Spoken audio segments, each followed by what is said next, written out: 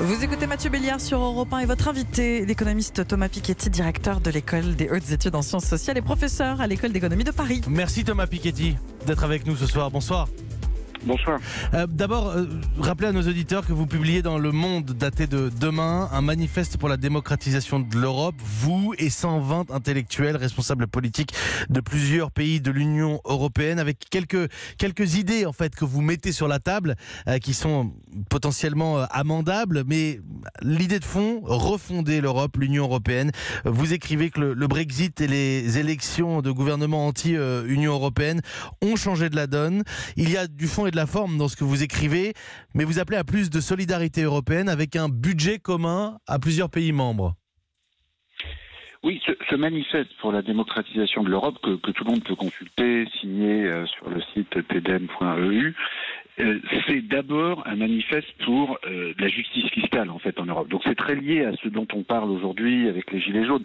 Le problème, il est le suivant. Le problème, c'est qu'il est impossible dans l'Europe actuelle pour une majorité populaire de mettre en place une politique de justice fiscale à cause de la règle de l'unanimité qui fait que le Luxembourg, l'Irlande, il faut que nous soyons tous et absolument tous d'accord pour faire adopter une règle. Résultat, on fait rien.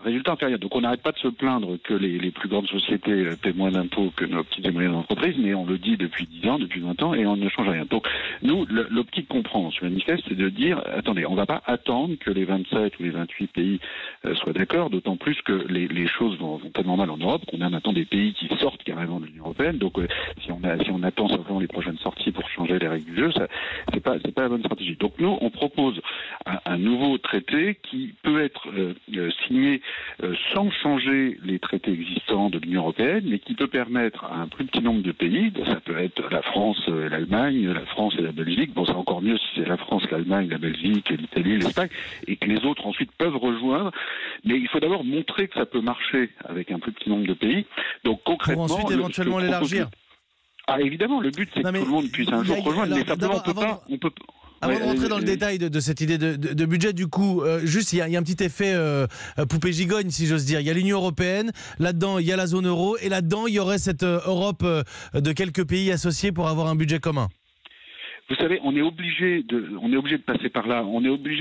Il faut pas s'attendre à ce que les choses soient très stables en Europe dans les années qui viennent. Je pense qu'il faut se préparer à des nouvelles crises, des crises financières qui peuvent venir sur la dette publique en Italie, des crises politiques. Il peut y avoir des nouveaux référendums, comme on a eu au Royaume-Uni. Ça peut venir d'Italie, ça peut venir d'Espagne, ça peut venir de France. Franchement, il faut se préparer, je crois, à reconstruire les choses. Et dans les choses qui ne vont pas dans l'Europe actuelle, il y a cette règle de l'unanimité en matière fiscale qui empêche d'avoir des impôts en commun, d'avoir de la justice en commun.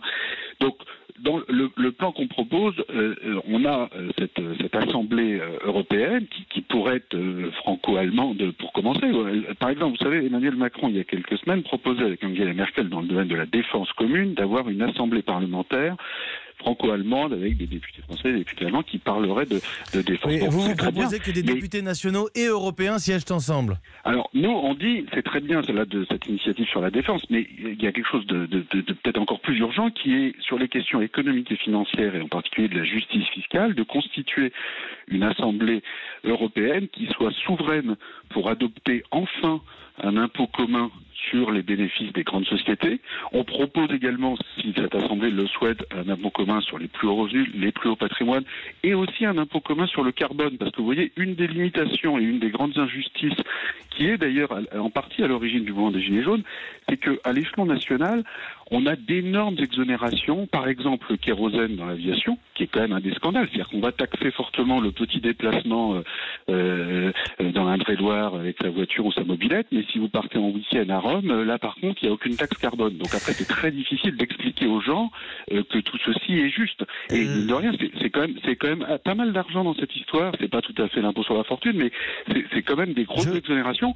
Et ça, seule une Assemblée européenne, de la façon dont on le propose, d'abord avec 2, 3, 4 pays, et ensuite, quand ça marche, d'arriver à faire venir d'autres pays, pourrait rétablir cette justice fiscale et cette acceptabilité de l'impôt.